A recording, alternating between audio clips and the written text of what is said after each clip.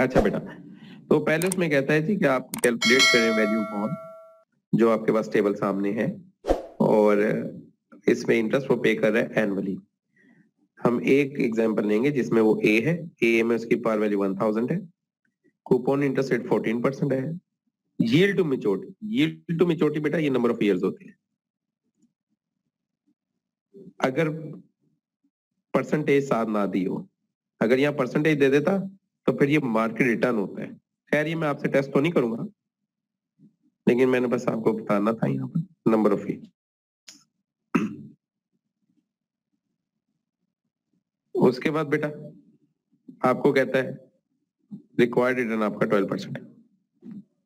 Value find करनी, कर लेंगे। अच्छा वैल्यू फाइंड किए बगैर बताओ 1000 से ज्यादा वैल्यू आएगी या कम आएगी?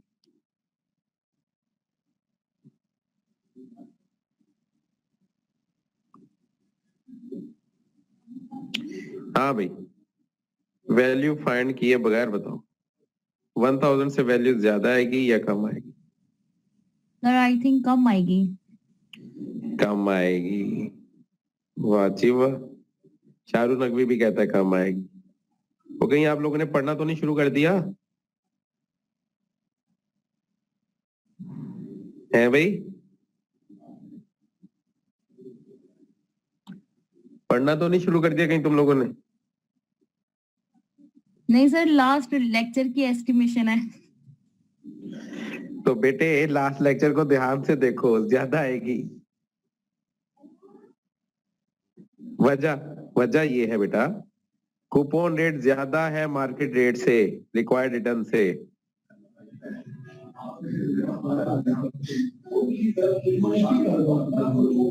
याद करें मैंने आप लोगों को लिखवाया था, अगर आपको याद हो, जहां coupon rate required rate of return बराबर हो जाए तो कूपन रहती है, जहां कूपन रेट ज्यादा हो जाए रिक्वायर्ड रिटर्न से वैल्यू ज्यादा हो जाती है, जहां कूपन रेट कम हो रिक्वायर्ड रिटर्न से वैल्यू कम हो जाती है।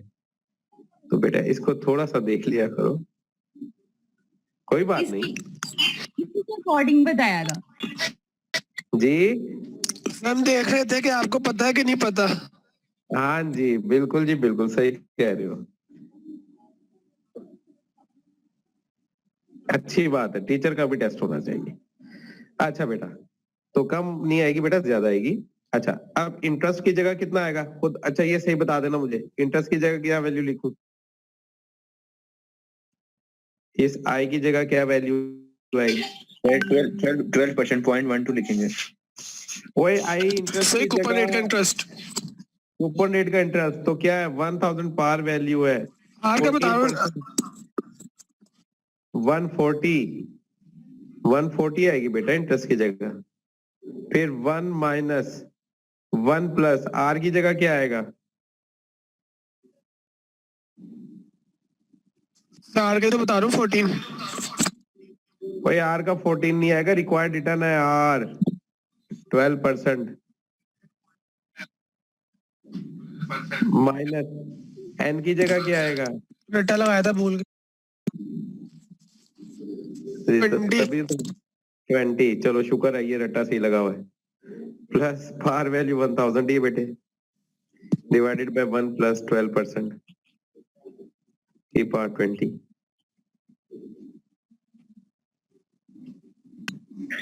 सर एक क्वेश्चन था जी, दो पूछो बेटा। जी, जैसे आपने बताया था कि जो कूपन रेट होता है वो कैश फ्लो के मतलब डिस्काउंटिंग और कैश फ्लो का आपने बताया था ना, इसमें आई हमने इस फॉर्मूले में आई कैसे लिखा है? बेटा आई और कैश फ्लो एक ही बात है, ठीक हो? अच्छा आई को हम क्या करेंगे कि ये इसका नाम क्या होगा? Interest rate. आई से इंटरेस्ट है, इन्ना लिल्लाहि व इन्ना इलैहि राजिऊन ना, समझ लेना। ठीक है सर, ठीक है, आई से इंटरेस्ट बेटा, ठीक है। ये मैं नाम इसलिए बदलता रहता हूँ बेटा कि मुख्तलिफ बुक्स में कैश फ्लो से आ जाता है, इंटरेस्ट से आ जाता है, तो आप लोग कहीं पैनिक ना हो जाओ, आपको पता हो यार ये वही बात है, कभी किसी को कुछ समझाने लगो तो इस तरह ना हो जाए, समझ गए?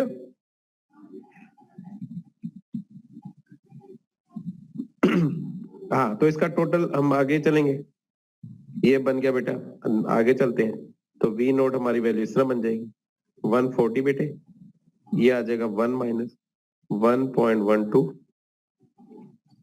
Minus 20 divided by 0.12 plus 1000 divided by 1.12 के पावर 20। बेटा आंसर बताओ।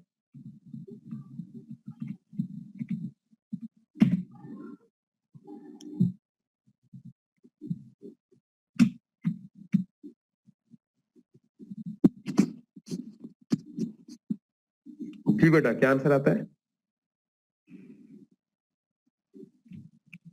सर 1136.23 1136.23 1136.23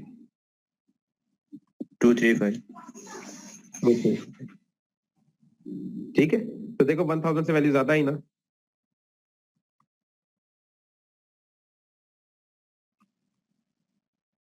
नोट कर लिया?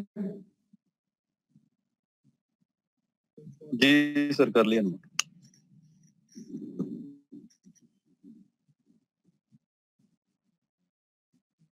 तो बी सी डी ई ये सारे पार्ट ऐसे ही होंगे।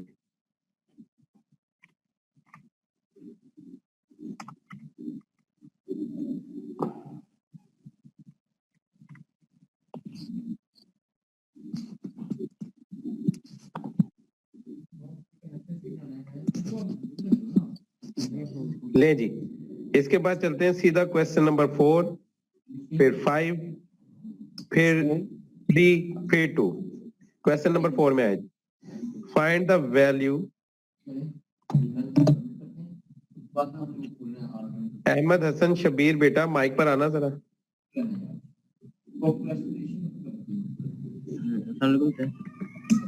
हेलो हेलो अस्सलाम वालेकुम सर। वालेकुम बेटा, ये पूरा नाम तुम्हारा ही है ना? हाँ जी हाँ जी हाँ जी। अच्छा, तो बेटे इंटरेस्ट और कैश फ्लो दोनों एक ही चीजें हैं। अच्छा ठीक है।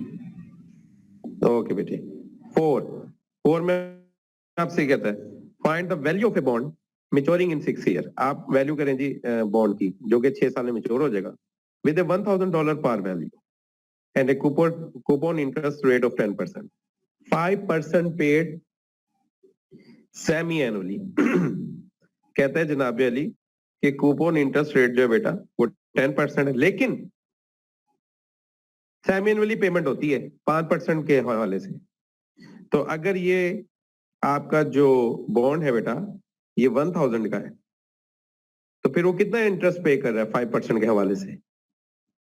हर 6 महीने बाद $50 पे कर रहा होगा, ऐसे ही है? ऐसे ही है ना बेटा? जी सर। Yes sir. हाँ जी जी। शाहरुख बेटा बोलो।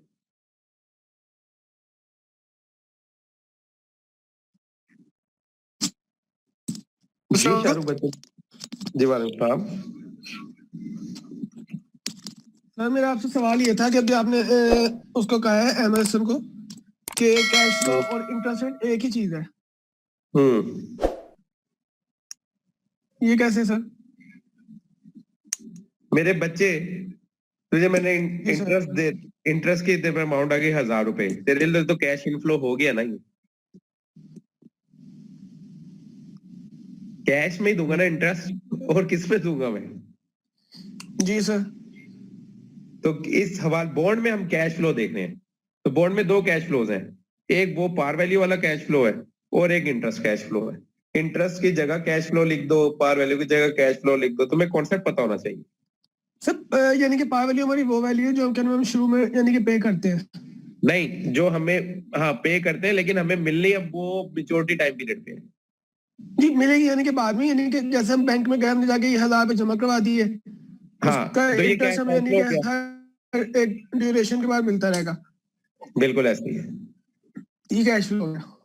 हाँ, कैश के 2 ही सूरत हो सकती है ना, कैश आउटफ्लो हो सकता है या कैश इनफ्लो हो सकता है। जो पैसा आपके जो हमें पास मिलेगा कैश आउटफ्लो होगा। जो पैसा आप लोन के लिए दे दोगे वो कैश आउटफ्लो है, जब वो वापस आ जो जाएगा हमें तो मिला इनफ्लो। वो इनफ्लो। ठीक हो गया।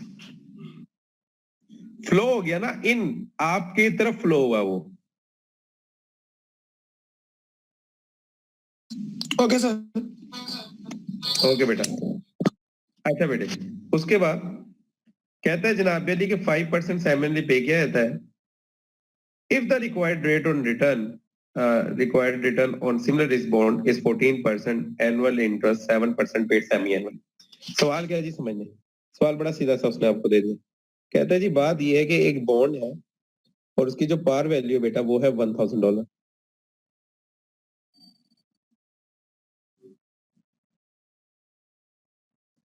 इंटरेस्ट या कूपन रेट जो है वो 10% है, लेकिन ये पर एनम है, सेमी एनुअली पे किया जा रहा है, यानी कि पेमेंट होती है 5% के हिसाब से। रिक्वायर्ड रिटर्न जो है वो 14% है मार्केट में, लेकिन ये भी सेमी एनुअल पे किया जाता है, यानी कि 7%। तो आप कर लोगे क्वेश्चन या कर दूं?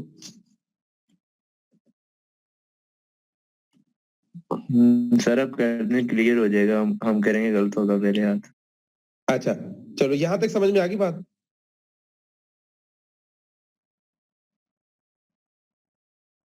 जी सर। जी बेटा याद, ठीक है। अब हम चलते हैं अपने फार्मूले। दो तरीकों से मैं आपको करवाता हूँ बात, ठीक है? ये देखो फार्मूले की तरफ चलते हैं। फार्मूले की तरफ हमें याद हो, हम जब सेमी एनुअल की तरफ जाते थे हम कहते थे जनाब अली हम कैश फ्लो को या इंटरेस्ट को डिवाइड कर देंगे 2 से, into 1 minus 1 plus r by 2 हो जाएगा, और माइनस एन मल्टीप्लाई 2 हो जाएगा, डिवाइडेड बाय फिर आर बाय 2 हो जाएगा, फिर प्लस पावर वैल्यू ऊपर रहेगी 1 प्लस आर बाय 2 हो जाएगा। यही था ना हमारा फार्मूला बेटा? सर जी बेटा।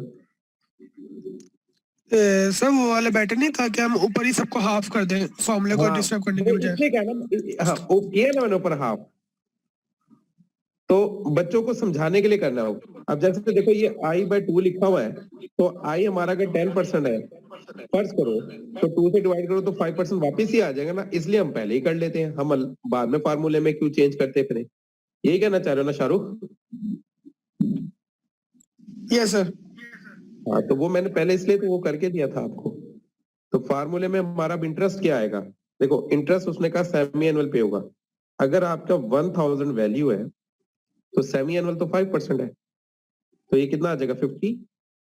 तो इंटरेस्ट की जगह आ जाएगा बेटा 50 into 1 minus 1 plus rate of interest 0.07, required rate of return आता है यहाँ, माइनस अब कितने मेच्योरिटी का टाइम पीरियड है 6 ईयर, तो ये बन जाएगा 12 डिवाइडेड बाय बेटा 0.07 प्लस 1000 डिवाइडेड बाय 1.07, और यहाँ आ जाएगा 12। जो बच्चे इस तरह नहीं करना चाहते, जो बच्चे कहते हैं कि नहीं सर हमें उसी फार्मूले के थ्रू लेकर आए, तो उसमें ये हो जाएगा बेटा वी नोट इंटरेस्ट अब 1000 है, एनुअल इंटरेस्ट 10% है, तो इंटरेस्ट आपका बन गया 100, और इसका हाफ यहाँ पे कर देंगे 100। जी बेटा। नहीं हमने 12 कैसे उठा लिया? कौन के क्या हुआ, कहाँ गया? 12 12 कौन सा 12? जो आपने सर पावर में लिखा हुआ है 12। नंबर ऑफ टर्म्स होंगी ना, 6 साल है ना बेटा, तो सेमी एनुअल है, मल्टीप्लाई 2 नहीं हो जाएगा?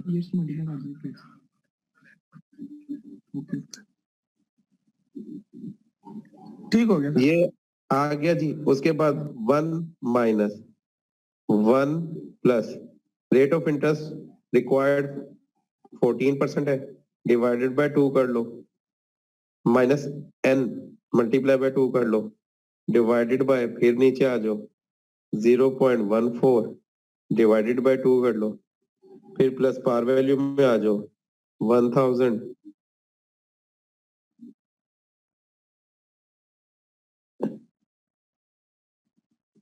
1000 आ जाओ, और 1000 को फिर वही 1 प्लस 0.14 डिवाइडेड बाय 2 कर लो, और एन आ गया -6 मल्टीप्लाई बाय 12। तो चाहे आप इस तरह कर लें, ये जो नीचे आपको बात बताई गई है,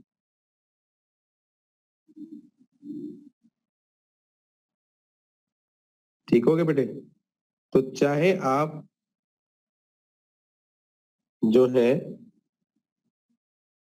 इस तरह डायरेक्ट कर लें, चाहे आप इस तरह इंटरेक्ट कर लें, दोनों सूरतों में वही चीज आएगी। नोट कर लिया बेटा ये? जी सर, नोट कर ली। हाँ, तो चाहे आप डायरेक्ट करना चाहते हैं आप डायरेक्ट ले लें, अगर आप इनडायरेक्ट पॉइंट ऑफ व्यू से आना चाहते हैं तो इनडायरेक्ट कर लें। जी सर। जी अब्दुल्ला बेटा बोलो। सर मैंने पूछना था कि नंबर ऑफ ईयर्स माइनस में क्यों लिखे हैं -6? बेटा वो फार्मूले में -n होता है ना, अगर आपको याद हो। जी सर, ठीक है ठीक है ठीक है। ठीक हो, नोट कर लिया अब्दुल्ला?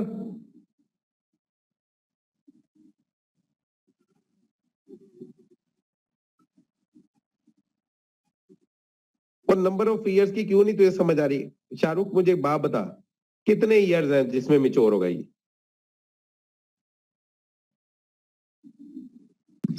सर 6 इयर्स है। तो 6 ईयर में कितनी मर्तबा इंटरेस्ट मिलेगा? 6 इयर्स में 6 टाइम्स। 6 टाइम मिलेगा, वो तो एनुअली हो गया। जी, तो सेमी एनुअल है ये। तो हाँ 3 2 हाँ सही है सर। ठीक हो गया। ये 12 ईयर नहीं है, ये 12 मर्तबा इंटरेस्ट मिल रहा है ना, इसमें 12 मर्तबा कंपाउंडिंग होनी है। ठीक ठीक ठीक। चलो नोट कर लिए?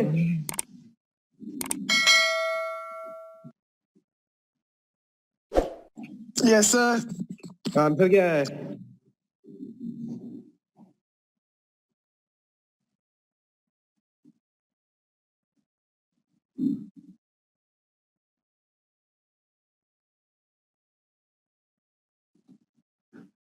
ओए कोई आंसर बता दो क्या है?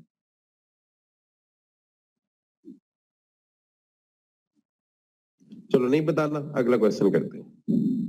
आंसर का 1000 से कम आएगा।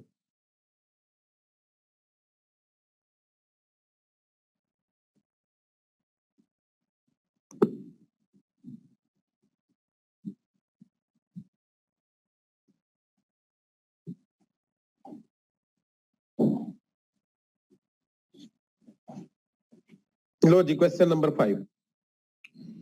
क्वेश्चन नंबर 5 में आपसे क्या कहते हैं? Calculate the value of A $5000 par value bond paying quarterly interest at annual coupon interest rate of 10% and having 10 years until maturity. If the required return on similar risk bonds is currently at 12% annual rate paid quarterly. इसमें क्या मुश्किल है मेरे बच्चों? देखो formula आपके सामने। अब आ गया क्वार्टरली, तो इंटरेस्ट या कैश फ्लो को किससे डिवाइड करना पड़ेगा?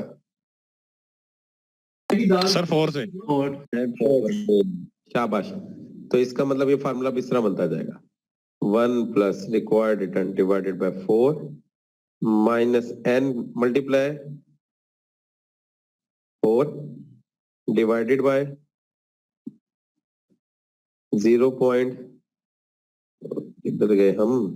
हाँ जी, 1 minus 1 plus r by 4 divided by r by 4, फिर प्लस पार वैल्यू और फिर आ जाएगा 1 plus r by 4 e power n by 4।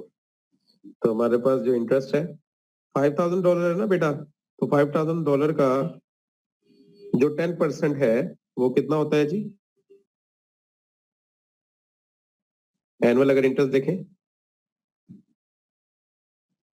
तो 500 आ जाएगा, डिवाइड हो जाएगा 4 से, into 1 minus 1 plus required return 12% है, 0.12 डिवाइड हो जाएगा 4 से, इनटू माइनस एन कितने हैं जी?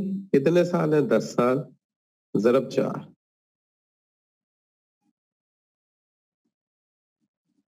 प्लस 5000 पार वैल्यू डिवाइड हो जाएगा 1.1 plus 0.12 divide by 4 bar 10 into 4।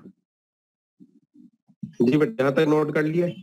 ऊपर वाला r/4 रह गया सर। अच्छा ऊपर वाला r/4 रह गया। ये लो जी, ये आ जाएगा 0.12।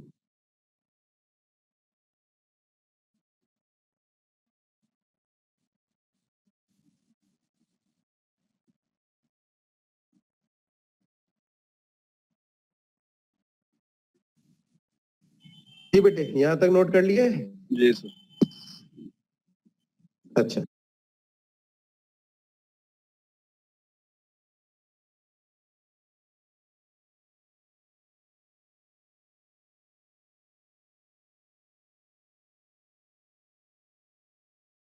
वन टू 120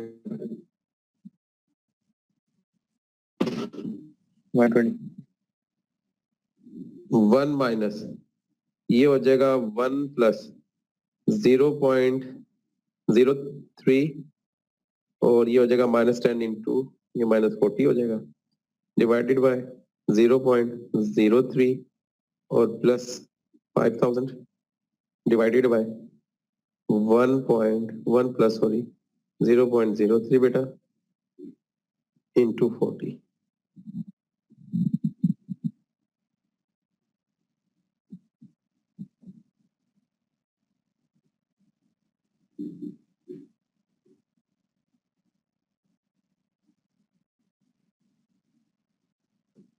फिर बेटे 125 1 minus 1.03 minus 40 divided by 0.03 plus 5000 बेटा 1.0340। जी बेटा यहाँ तक नोट कर लिया?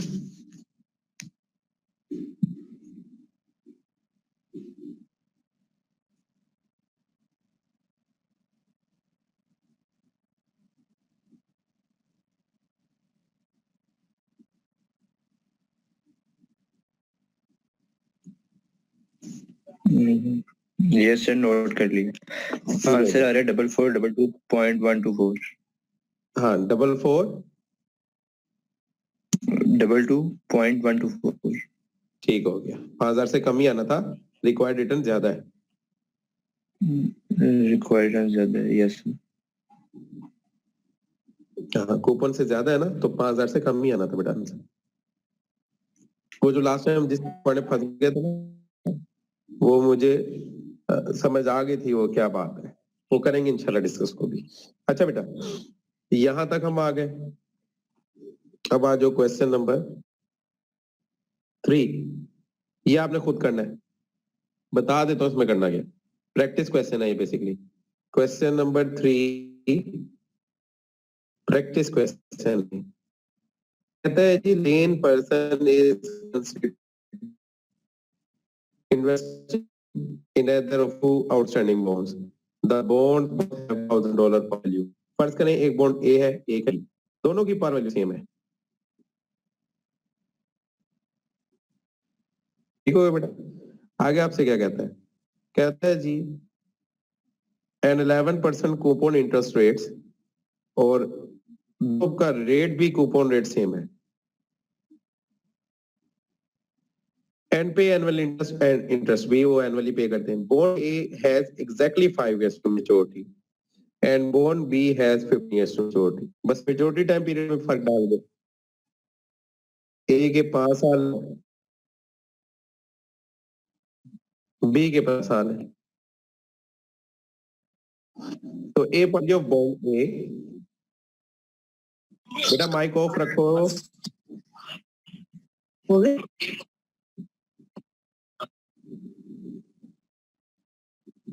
अच्छा जी, तो ए के बेटे 5 साल है, बी के 15 साल है। फिर कहते हैं जी ए पॉइंट वैल्यू ऑफ ए मालूम करें, वैल्यू ऑफ ए बॉन्ड मालूम करें। और कहता है आपसे पहले आप रिक्वायर्ड रिटर्न लगाएंगे, 8% से वैल्यू फाइंड करें, फिर आप 11% से वैल्यू फाइंड करें, फिर 15% से वैल्यू फाइंड करें। इसी तरह वो बी के लिए कहता है कि पहले 8% से करें, फिर 11% से करें, फिर 15% से करें। तो समझ आ गया बेटा जो मैंने आपसे कहा, ये प्रैक्टिस क्वेश्चन है।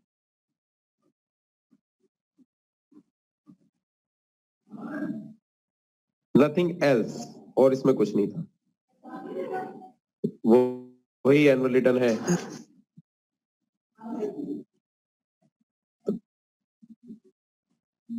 लो जी, question number 2। Complex Systems has an outstanding issue of $1,000 par value bonds with a 12% coupon interest rate. कहते जी कंपनी है, उसमें आपसे ही कहता है कि उसने इश्यू किया हुआ है कॉम्प्लेक्स सिस्टम, उसका नाम $1,000 par value bond, 12% interest rate दे रहे हैं। The issue pays interest annually and has 16 years remaining to its maturity date। ठीक हो गया, एनुअली इंटरेस्ट पे करता है, 16 साल की मेच्योरिटी है। The issue number A, if bonds of similar risk are currently earning a 10% rate of returns, how much should the complex system bonds sell for today? कहते हैं जी करंटली जो है सिमिलर रिस्क बॉन्ड है, उस पर 10% rate of return मिल रहा हो, तो कॉम्प्लेक्स सिस्टम के बॉन्ड को अगर सेल किया जाए आज, तो किस वैल्यू पे किया जाए, क्या वैल्यू होगी बताओ? 1000 से ज्यादा होगी या कम होगी?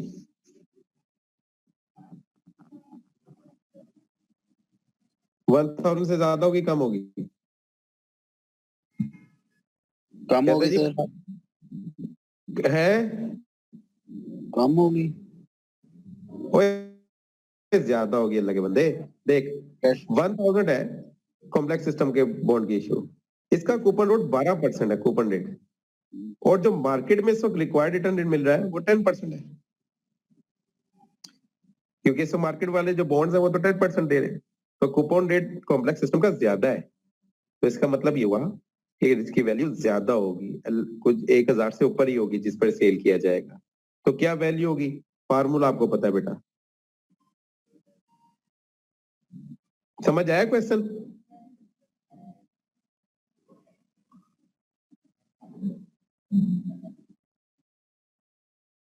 अब बताओ इंटरेस्ट की जगह क्या वैल्यू लगाऊं?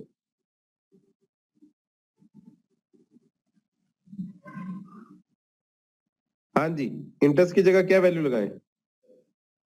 1000 120 इंटरेस्ट की जगह 120 वो तो पार वैल्यू बनता, 120। शाबाश, कूपन रेट 120। जिस बॉन्ड को सेल करना होता है उसका कूपन रेट लगता है इंटरेस्ट में, याद रखना। 1 - 1 प्लस आर की जगह क्या लगाओ? 10%। 10%। शाबाश, 0.1 माइनस एन की जगह क्या आ जाएंगे? 16 साल।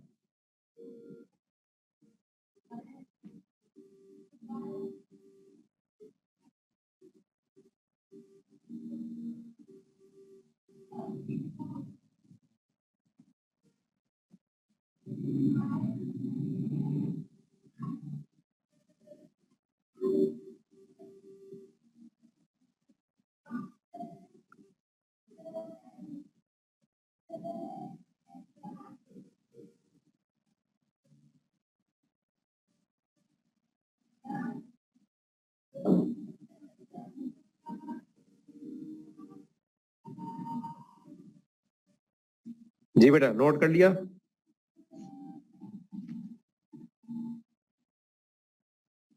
Yes sir.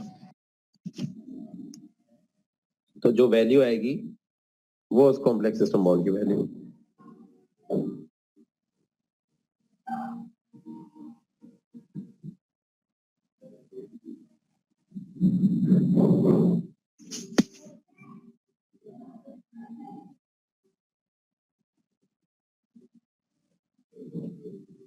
उसके बाद बी पॉइंट को बाद में करते हैं, पहले सी पॉइंट देखो बेटा। If the required return were at 12% instead of 10%, what would be the current value of complex system? जो बताएगा उसे 25 में से 25 नंबर क्या वैल्यू होगी? सर क्या बताना, दोबारा बताएं जल्दी से। सी पॉइंट है, if the required return were at 12% instead of 10%, what would be the current value of complex systems? Sir उसका जो ना इंटरेस्ट है ना 12% उसको हम 10% लेंगे वहां पे जाके। वैल्यू क्या होगी? वहां से सर इक्वल हो जाएंगे दोनों, आई थिंक इक्वल हो जाएंगे सर। वो सर इक्वल हो जाएंगे। हाँ, $1,000 ही वैल्यू रहेगी। $1,000। 25 पूरे हो गए सर। क्योंकि कूपन रेट, हाँ तुम तीनों को मिलाकर 25 पूरे हो गए। कूपन रेट और यस सर, इक्वल होने सारे। हाँ जी, तो कूपन रेट जो होगा वो बराबर हो जाएगा आपके रिक्वायर्ड रिटर्न के, तो वैल्यू वही रहेगी। अब आया 25 नंबर वाला सवाल, B part. Describe the possible reasons why the rate on similar risk bonds is below the coupon interest rate on the complex system bond. कहता है जी बताएं, हाँ जरा आपसे वो ये कहता है बताएं जरा कि कॉम्प्लेक्स सिस्टम 12% दे रहा है, दूसरा जो बॉन्ड है उसमें भी वही रिस्क मौजूद है जो इसमें मौजूद है, वो क्यों 10% पेश हुआ? कहते हैं कोई से दो रीजन बताएं।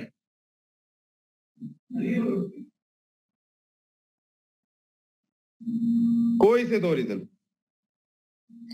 कि अगर कॉम्प्लेक्स सिस्टम जितना ही रिस्क है उसके अंदर, अगर कॉम्प्लेक्स सिस्टम जितना ही रिस्क है उसके अंदर दूसरे बॉन्ड में, तो वो क्यों कम रेट पर इशू है? उसे भी 12% पे होना चाहिए था। तो जी दो रीजन ये है, मे बी ये हो सकते हैं। पहला रीजन लिख लो, ये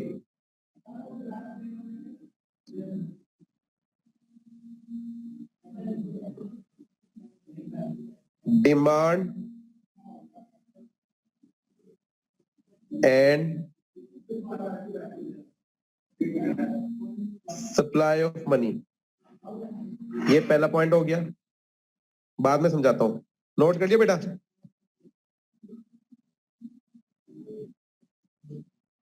जी सर। चल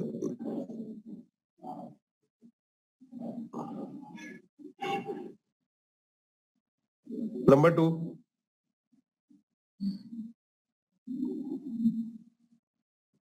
क्रेडिट वर्थनेस ऑफ कंपनी, ये भी नोट कर लिया?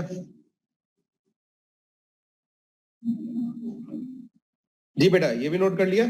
Yes sir.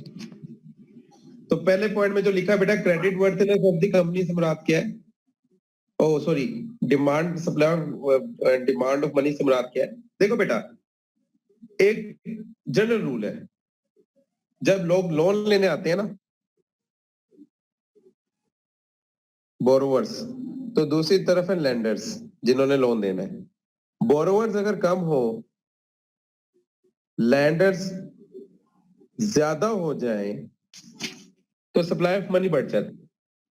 और जब सप्लाई ऑफ मनी, डिमांड कम है और सप्लाई ऑफ मनी बहुत ज्यादा है, तो फिर इंटरेस्ट रेट कम हो जाता है, गिर जाता है। सर ये जरा रिपीट कर दें। रिपीट कर देता हूं, किसी चीज की डिमांड कम हो,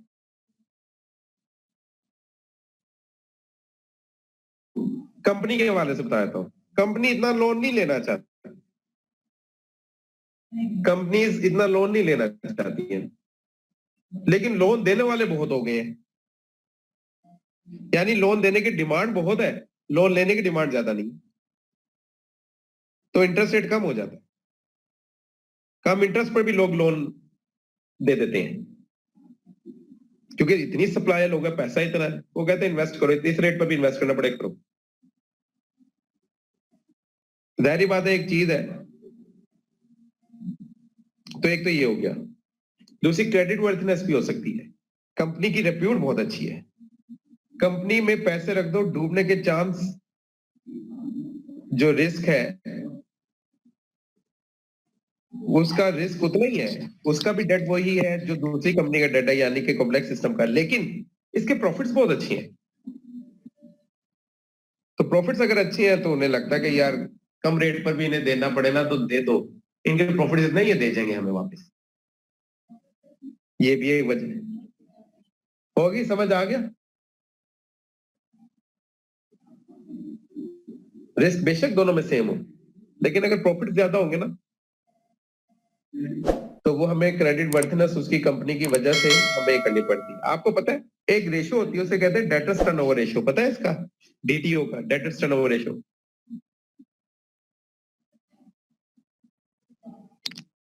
जी बेटा, डेटर्स टर्नओवर रेशियो का पता है?